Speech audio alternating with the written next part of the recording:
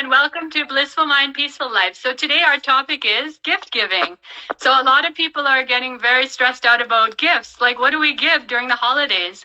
And so we have our experts here. So today we have joining B.R. Gururaj, and we have two other experts, Basil, as well as and mindful counseling. So please join us for the session. So hi, Guru.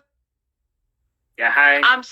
B.R. Gururaj is actually a social analyst and entrepreneur from Bangalore, India.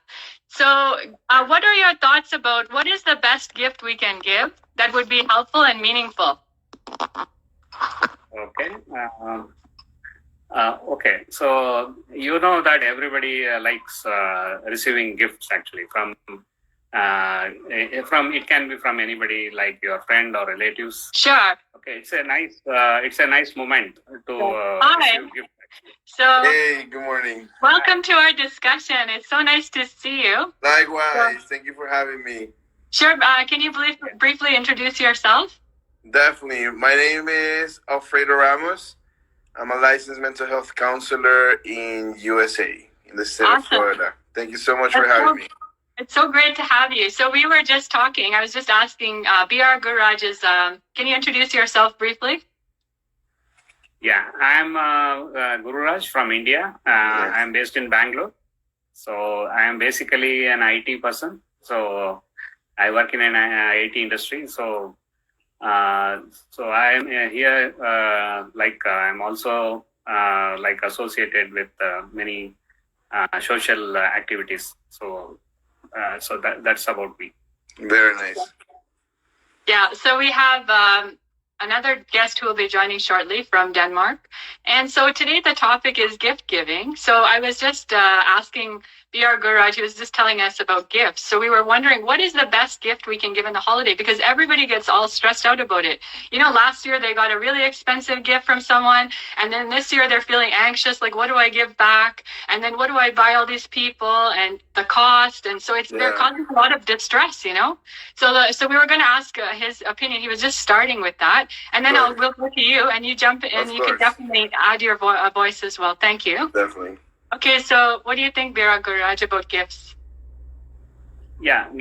As I told you, gift is one of the sweet, it's a nice moment on getting gifts actually from anybody, especially from your very close relatives, whoever it is.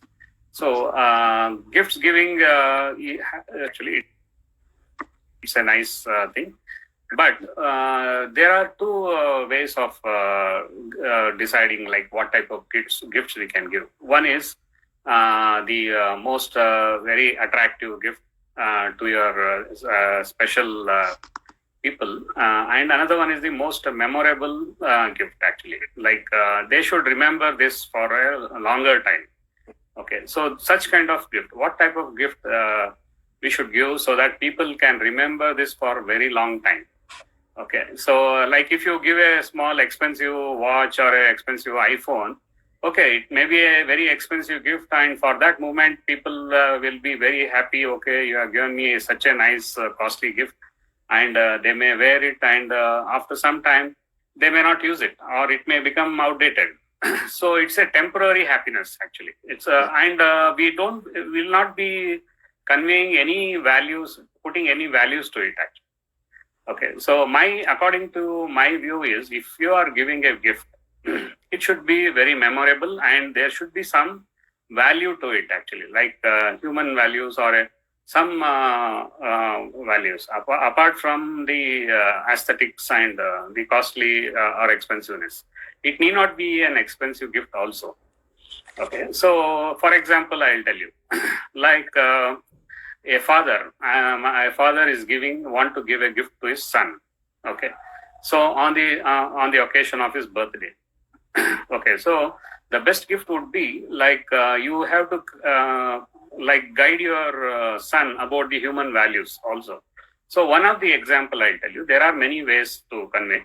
So one of the example is on the occasion day, what you do is you take him to some orphanage or something, and through him actually you guide him, and he has to hand over the gifts to the orphan people. So who are in need of some nice things, like there will be some small kids who toys to play or something. They'll be needing that. Actually, they are all like small kids.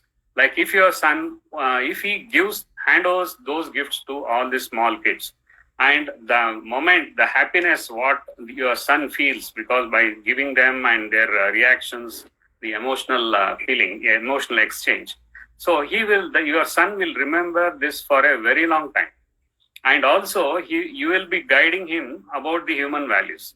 So it's a 2-in-1 actually. So these kind of gifts, actually, it's a tradition that every day nowadays in cities and in various places, we see that, okay, giving a very nice bouquet or a very nice dress or a very nice car or something, that has become a fashion actually.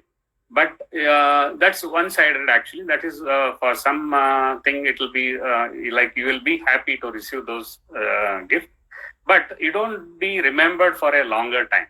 Like even after a few years, like if you recollect what gift you have given on so and so day, so you may not add much value to that. But if you give a gift, such kind of gifts, like going to an orphan, handing over this gifts to your orphan children through your son, so you will be giving one of the best gift to your son actually. So that son will be learning about human values, and also he will remember this for a very long time. So that's about one point about gifts. Very nice. Very nice. So what are your thoughts? So basically, I agree with the fact that I'm unable to hear your voice again. Can you guys hear me? Can you hear us? Yes. You cannot hear me? I cannot hear your voice. Oh, because I can hear him. So I don't know if it's your phone. I can hear you. Okay. Yeah. So and I'm thinking your maybe your gadget might be a little bit different. Okay. But I can hear. Okay, perfect. Oh, I think somebody's joining as well. So hi, Basil. So Basil, hi, Basil. Can you introduce yourself? Yeah. Is that okay? Yeah, well, you're good. Super. Thank you. Thanks for having me, Dr. Shanti. It's good. Appreciate it. Oh, nice meeting you. Take care. So can you tell us a bit about yourself just briefly? And then we're talking about gift giving, and Alfredo was just sharing his views. Yes, it's a pretty interesting question, actually, and I think also very appropriate since we are in this capitalistic, gift-giving period of the year, which is around Christmas, right? Christmas, New Year. I am a musician. That's why most people on Instagram know me. But besides that, I'm a corporate manager. My day job is in the medical sector. I do something in the medical field. And as a passionate hobby, I do a lot with music. The music that I create is intended to provide mental and emotional upliftment. That's what I capture through melodic messages, which I post almost every second day on my Instagram page. So I have some life experience. I don't have any academics, as I told Dr. Shakti before. That's awesome. That's awesome. So nice to have you. So Alfredo was telling us about some ideas about gift giving. So could you continue, please? Oh yeah, definitely. And welcome to the other panelists. Very, very, very nice background and very helpful for today's topic. So basically, I do agree with what our first panelist was saying in regards to the idea of a gift being impactful rather than focusing on what it is or the material aspect to it. Of course, the more that we go through the holidays, the more that we hear commercials about different items, different technology, different things that as a society we might want. But a gift goes beyond that. A gift needs a purpose in order for it to be a gift. Because when you're giving to somebody, you're doing it with a purpose, either for them to feel appreciated or for them to learn something from it and for them to get something out of it. So the idea of giving, that's where the idea of gift comes from.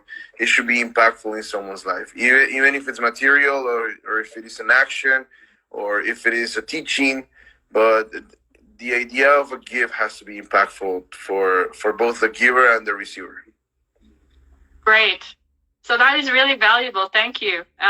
So you kind of echoed as well what B.R. Gururaj has said, that we give something very meaningful and memorable, and it doesn't have to be material. So Basil, what are your thoughts about it? I think I'm pretty much in alignment and agreement with what Dr. Guru and I'm sorry, Sergio. Is that what I understood correctly? Alberto. Alberto. Sorry. Yeah, I'm so sorry.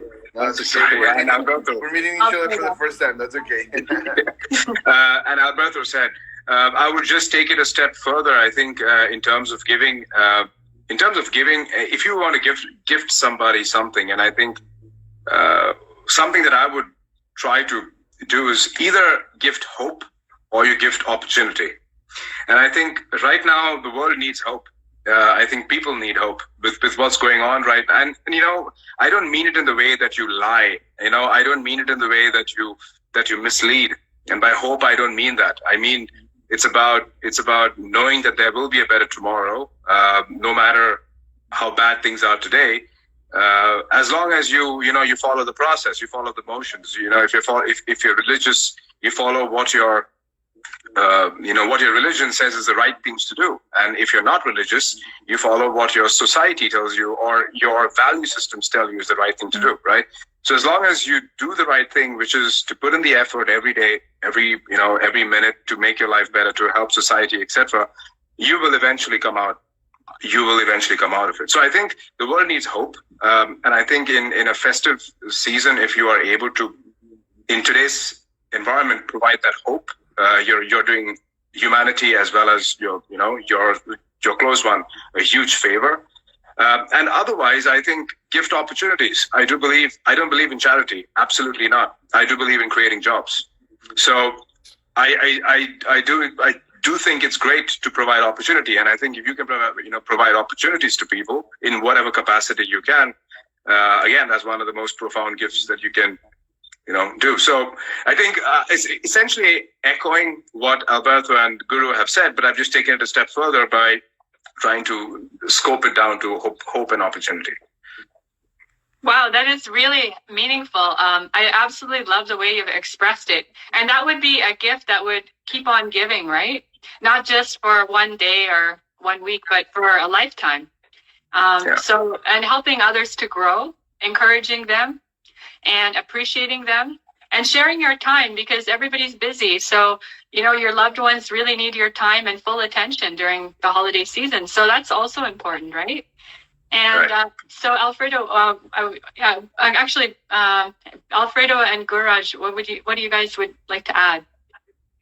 So really quick, I just wanted to go on with the idea of not doing charity, but instead acting on or teaching something. I definitely agree with that.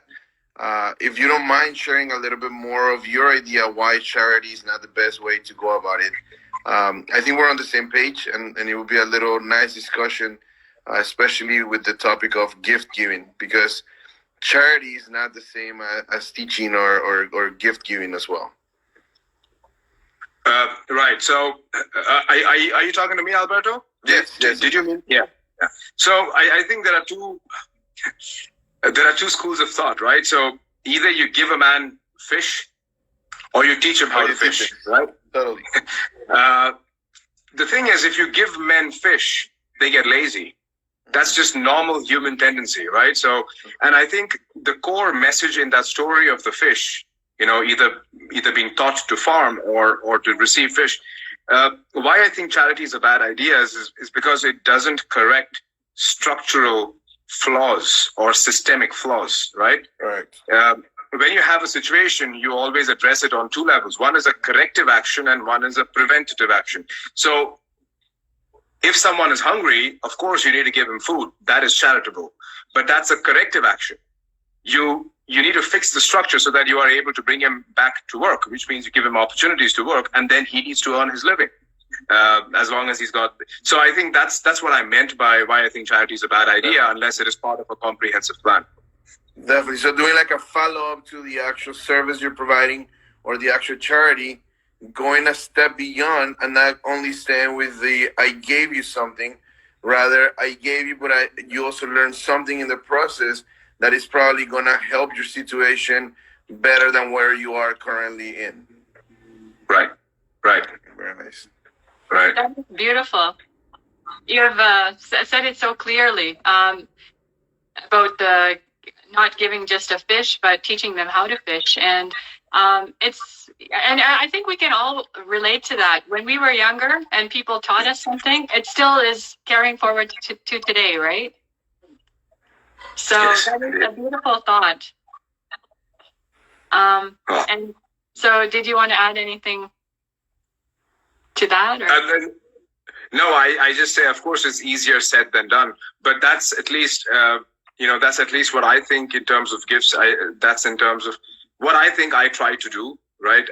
And I'm not perfect, of course, and not anybody is perfect. But as long as there is an ideal that you're striving for, I think you're on the right path. And if you're sincere about it, you will eventually get there, right? Exactly. So wisdom and knowledge is also a good gift we can give, right? So all the life experience we have in teaching others about that and making their lives easier, because the knowledge will make their life so much better, right? Correct. Yeah. Correct. So that is excellent. And so how do you, what are your, so this is for the whole group. What are your thoughts about the people who get all flustered? Okay, last year somebody gave me something. It was so expensive, but I don't have the money to return the same value. And then they start to feel bad about themselves. And so how do you guys suggest we can cope with this? If I may go first, this is something which has happened to me a lot when I was younger, right? One of my very close friends is a little bit more privileged, and so the gifts I got were pretty expensive. And more importantly, there was nothing I could do. I couldn't afford to give him something back similar. So the trick that I resorted to was to give something humorous, funny. So for example, he would get me something which I could literally use. Maybe it was a phone, maybe it was a bag, something which I could literally use. There was nothing I could get him which he couldn't get himself. And first of all, something I couldn't afford. So, for example, when I was 19 or 18 and I got those kinds of gifts, one year I gave my friend a toy at that age. So I'm talking about 19, 18, right? 18, 19. I gave my friend a toy train set. At the age of 20, I gave him a toy airplane set. And so he was like, so what am I supposed to do with this? I said, well, I think I want you to travel the world with a train. Or then the next year I said, I think I want you to travel the world with a plane. And it was humorous. That was the way. I mean, of course, I know what you mean. And I know what you said. It feels horrible. It feels very stressful, especially when I know it's his birthday. You do not know what to get him, how to get him, etc. So I used humor. I used this dry, humoristic way to get out of it. That's a good idea. So we can use our creativity, right? So give us something creative that you think will make the other smile. Maybe is that what you're getting? And the thing is, Dr. Shanti, I think at the end of the day, my friend never expected anything of that quantum for me. It is me who thinks I need to, return equivalently in terms of value or whatnot. He's not thinking that way. I think he is thinking that way, and I add the stress to myself, which is not what he's thinking. So I think the core of it is, yes, you should be creative, but at the same time, your real friends, or when you do get gifts from such kinds of people, I think you overthink what they are expecting off of you. Most of the times they don't really expect much out of you. Right. So B.R. Gururaj, what do you think? Yeah, I agree the same. Like whatever, like he said, it's all true. Right. It's correct. I also, to add to that, what I feel is when you are giving a gift, actually, you also have one experience. I'll just share it with you. So one of my friend gave me an expensive gift, which I could not give him back such an expensive gift. I knew that in the first place. So what I did is I just gave him my like a strong support. Like during his birthday, I just wrote a very nice letter. Okay, it's not expensive at all. It's a nice letter committing myself that I'll be with him like always, and I'll support him during his difficult times or during any of his lifetime. So that's my commitment to myself. Like I'm honest in that. It's a honest commitment, and I wrote a letter to him, and I present it as a gift to him.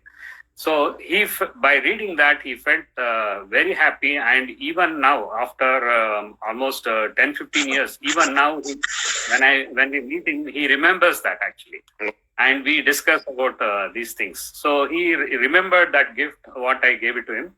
It was a very humble gift actually. So during that time, during my difficult time, so he remembers that even today. So when we discuss that, we feel very happy about that exchange of gifts.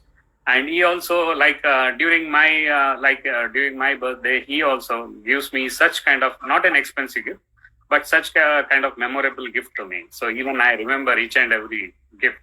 So that's how it is actually. Like it's a nice thing actually. So everyone else, what was the most memorable gift that you got? We'll just go around the room. Ooh. So as everyone is remembering, I just wanted to add what you just said regarding that last situation goes back to the original idea of a gift being impactful. And sometimes when we give a gift just to do it in return because they gave us a gift, it takes away that impact, and it becomes more of I'm just doing it because you did it for me. Of course, when we have long-term friendships, there is back and forth gift giving because there are many different occasions, but we cannot fall into that pattern of, okay, let me just go to the store. In this case right here, let me go to Walmart, buy something and just give it to them because last time they gave me a really good gift.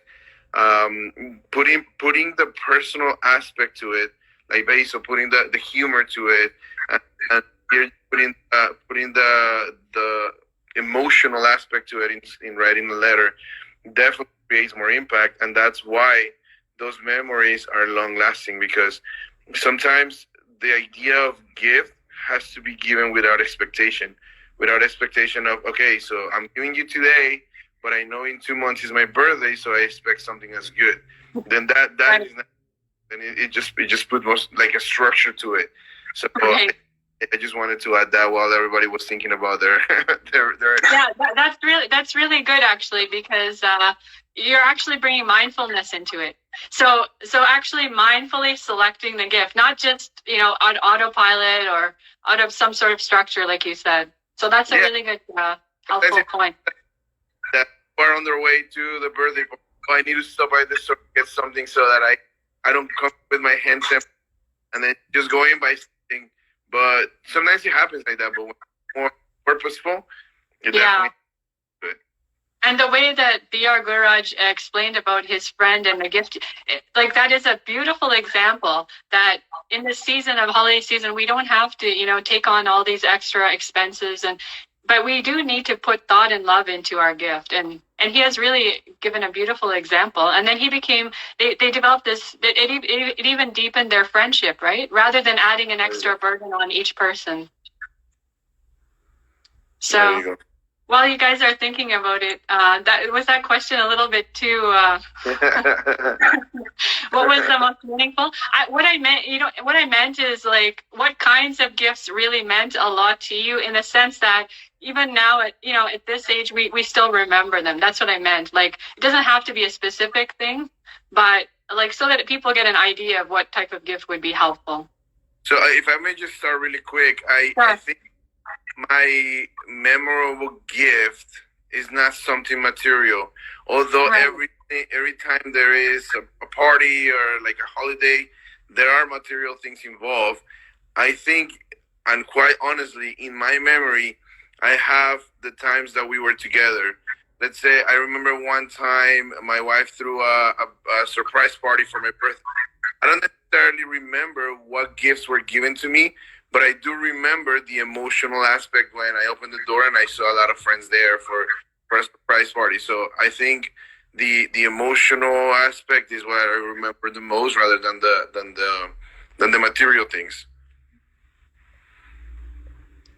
Yeah. So now everybody else remembers. Do you want to add? Do you want to add something to that, or? Yes, I agree. I agree with Alberto there. I'm actually very bad at giving and receiving gifts. So really, I don't remember what I've given people, and many times I don't remember what people have given me. So I'm really very bad at it. But I do agree with what Alberto says. I think I have many memorable moments in my life, but that had nothing to do with gifts per se. It has to do with how. I mean, the most recent memorable moment is when I see my daughter. This morning, she was very thankful that she asked me, "Are you going to work today?" I said, "No, I'm not going to work today. I'm not going to work far away." And she's like, "Why are you not working far away?" I said, "I'm working from home." And she said, "Why?" I said, "Because, I just wanted to be close to you." And she walked halfway through and she came back to me. She hugged me and she said, "Thank you very much, Papa." Like that is, and she's 2.5 years old, right? So just to put it in perspective. Wow. So that is like, and I was baffled that she actually said that, because I was just, in the middle of stuff, and just as an example, I think there are many memorable moments, and that okay, with my daughter, with some of my friends, with my wife, of course, my family, and none of them had to do anything with, which was more of any monetary value, of many times not even of any physical value. It is just, it's just them being there, saying the right thing, or, supporting you. So I don't have any specific thing to name, but I can just extend to what Alberto said. It's moments, it's exchanges that have been very memorable, not gifts. And I really don't remember any. That's the main reason why I'm trying to escape that question, because it's in to mind. I think I can relate to you. Like, I'm not really after those material things, but like you said, the moments. It totally makes sense, your answer. And B.R. Guraj, what do you think? Yeah, it's the same thing what I also told. It's the values. The gift should be in terms of values and emotions, and your commitment to the person whom you are giving the gift. That will matter most, actually. Like when his daughter hugged him. So at that moment, he has given his daughter a best gift to his. That is the best gift what he has given to his daughter. So that's a very nice moment, and she will remember that for a longer time. So that's what even I agree with that. Actually, it's a very nice thing, actually. Yeah, exactly. And I remember when growing up, and your parents, the time they spent with you, the sacrifices they made for you. I mean, that even so now, emotionally, the gift should have the emotional attachment to it, and also it should reflect in your body language and in your personality that you are totally committed to what you are telling and what you are doing to them, actually. So that will so the people on the other side who is receiving the gift, they will easily understand this one, and they will remember for a longer time. So you need not think you should not be stressed in what to buy. Well, last year I bought this particular phone. This year, it should be more expensive than last year. All those thinking should not be done at all. So it should be it should come out from your heart and it should be executed. So it should be so pure in your gift giving. So nothing to get stressed in this, actually. And the other thing I remember from before in childhood is those handmade gifts that we gave to others. Like even just making something or some little creative thing we did, like we made a little card and we gave, and then other people were so happy because I know one of my cousins, she'll make these little dolls for her parents, and it costs nothing, but they'll be sharing it with everybody. They're so happy, grinning. So even handmade things, or when our like some of our relatives make us like cookies and bring it, like it just made with so much love, and the way they present it with us, it stays in our heart forever, right? So handmade is also very good. Yeah, but well, Shanti, you're touching upon a point which I think is the essence of gift giving, right? At the end of the day, the most valuable thing you can ever gift anybody is time, right? And if somebody is going to sit there and actually make something, he or she is giving you his time of a certain value. Buying a gift is from Amazon or from any store is going to cost you money, but it doesn't cost you time. Right. And so there's always this equation of how much is time worth. And of course, there are multiple aspects to it. So absolutely right. I think, and one of the things I said, I'm horrible at giving and receiving gifts is because I don't really invest time in my choices of me gifting something to somebody. If I have to consciously do it, right? Someone's birthday, someone's wedding, etc. My investment of time is close to zero. It's just convenience. I'm looking up something on the internet. I'm looking up something which came along my way. Click a few buttons, swipe my credit card. The gift is delivered. Back in the day, as you pointed out, you have to paint something, and you have to put some effort there, which I'm horrible at. I'm not the right guy to give a gift. But you're right. I think those gifts that we did back in the day were of so much more value than the kind of gifts that are more popular now. I completely agree. Exactly. And the other thing I would say is, if you're going to give a gift, like try just like involve a creative person, right? Like, so music or somebody like that is trying to come up, like they're just starting, like support them. So that way, like you said, you're supporting their effort to make a livelihood and their intention, their good intention. And at the same time, the other person gets something unique, right? So that's another aspect. So if you have to choose a gift, maybe choose handmade, right? Yep. Indeed. Right. And so I had another question. Some people get flustered, like they get anxiety, like I have like 20 relatives. I have to get them all gifts. I don't know if they'll like it. I have no time. I have to work 2 shifts. So I'll start with Alfredo. So what would you suggest for them just to help them? So the first thing is taking the anxiety away from that equation. Although it's easier said than done, the anxiety takes away the magic of whatever it is, a holiday season or Thanksgiving or a birthday or a wedding. So trying to take that anxiety away can happen by realizing the reason why you're giving a gift. Are you giving a gift because you have to give a gift and you don't want to be the only person that doesn't give a gift, or are you giving a gift because you care about everybody? I know a good strategy for the holiday season where a lot of gift giving happens, a lot of material gifts happen. There's something called White Elephant, I think it is, or Secret Santa here, right. where everybody brings a gift and they make a game out of it, where there's like numbers given, I think, and then you have to give the gift that you brought, which is a general gift, and a specific one, to the number or the name that you pulled out, and then you make it into a game, thus reducing the anxiety from it, making it fun, making it enjoyable, because that's the reason why is gift giving. But otherwise, if you make it a task, it becomes a hassle and it becomes a bad experience, and then before you even get to the event, you've already ruined the magic of it by getting anxious for the gift itself. That's what tends to happen to a lot of people. So Thank you for sharing that tip. So perhaps maybe like making a different theme. Like maybe we could make it this year. We don't do material gifts. We do experiences or something that will make it more fun and less work. And how about Guraj? What do you think? Yeah, according to me, it's the same point. When there is if you want to give gifts to multiple people, in an occasion like Christmas. So according to me, my feeling is on that occasion, like you can give in India, what we do is in our team on the Christmas day, we all join together actually.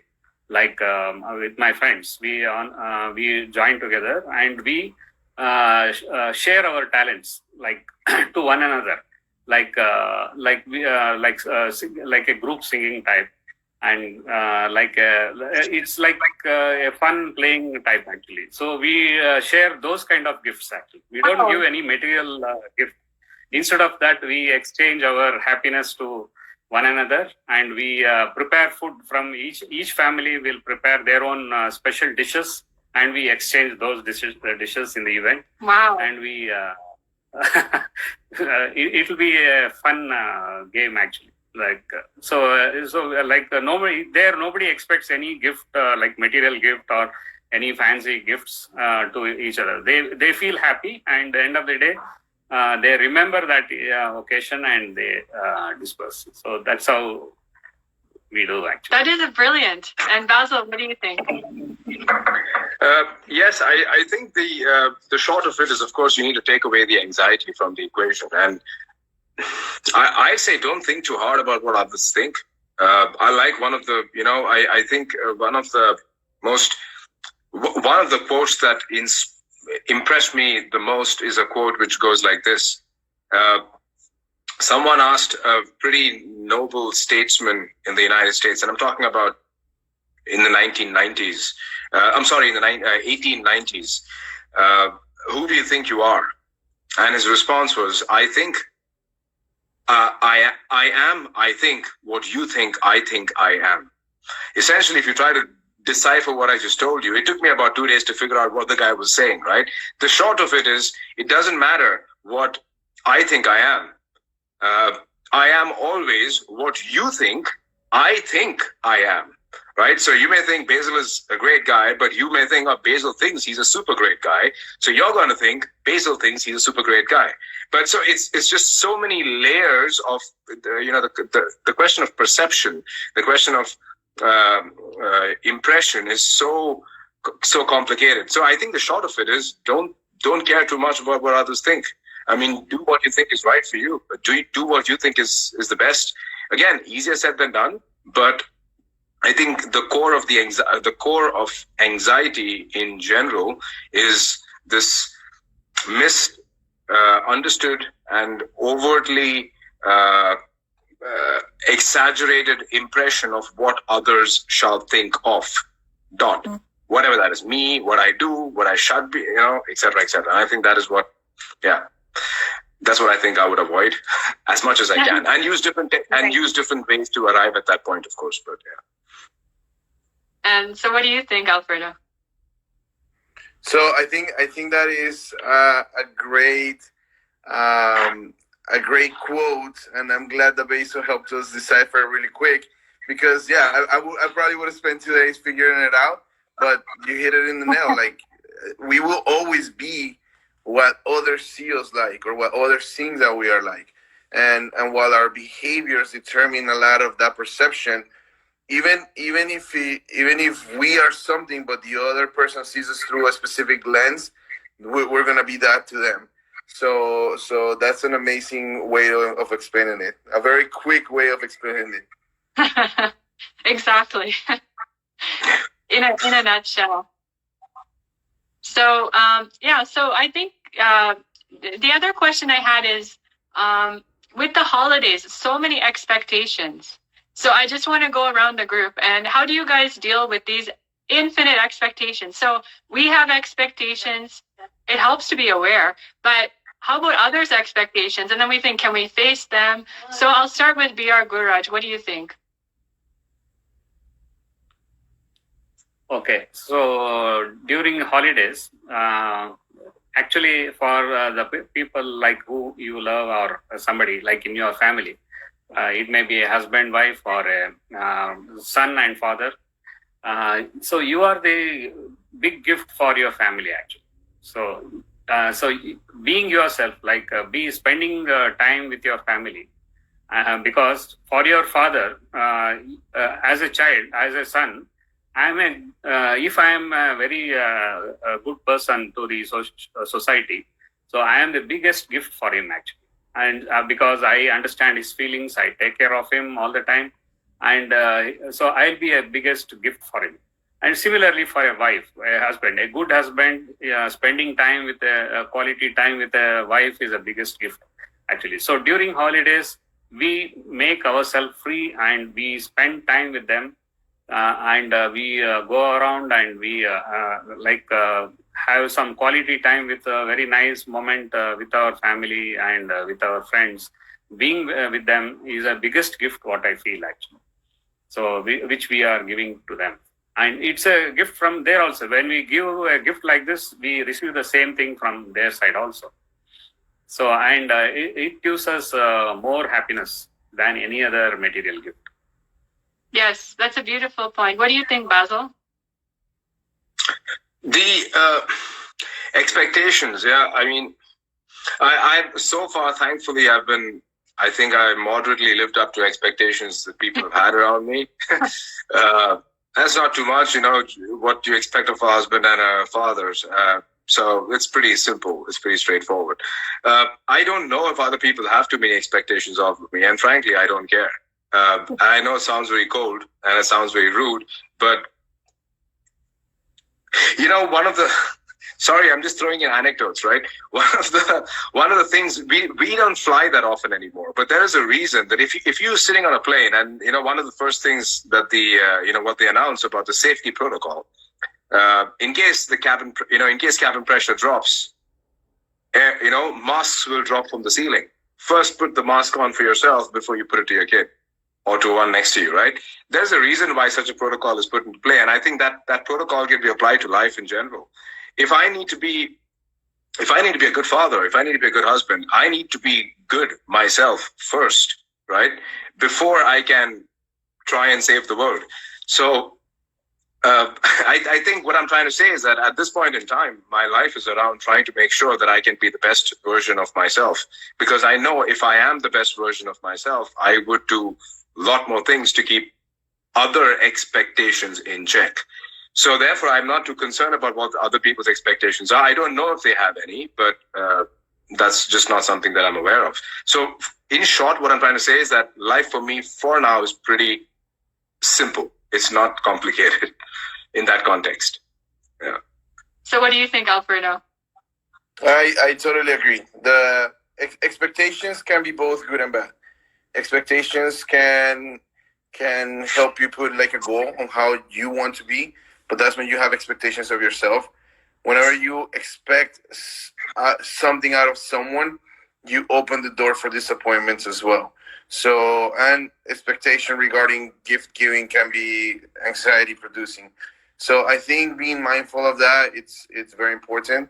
And I think understanding that when we put expectations behind things, the purpose kind of goes the other way from what we intentionally wanted it to be. So I actually in therapy, I always use that anecdote that Basil just said, because they say it for a reason in a plane when that happens. And personally, it's never happened to me, but I can put myself in the shoes of the person when that happens. If you're trying to put it on somebody else, but oxygen is not coming to you, you're going to freak out, and then you're not going to help the other person the right way, as opposed to you're okay, you took care of yourself, you're doing well. Under those conditions, and then you help the person next to you. So I think those are definitely the expectations that we need to have for ourselves, rather than the exterior having expectations for us. And unfortunately, with that, I have to go. I had to. Now we are going to wrap up. So okay. I wanted to thank you all for an incredibly informative session. And you gave your time, and we all really appreciate it. And your words of wisdom will uplift many people and help them to navigate the holiday gift giving season with peace. So I really appreciate you sharing all your wisdom, and I wish you all the best. Thank you so much. It was great meeting everybody, and it was a great presentation. Thank you. Thank you. Okay, have a great. Thank you very much. Yes, and have a good one. Thank you, Guru. Thank you, Shanti. Very nice to meet you. Bye. I appreciate all your presence. Take care. Likewise. Bye-bye. Okay. Bye. Have a great week. Bye.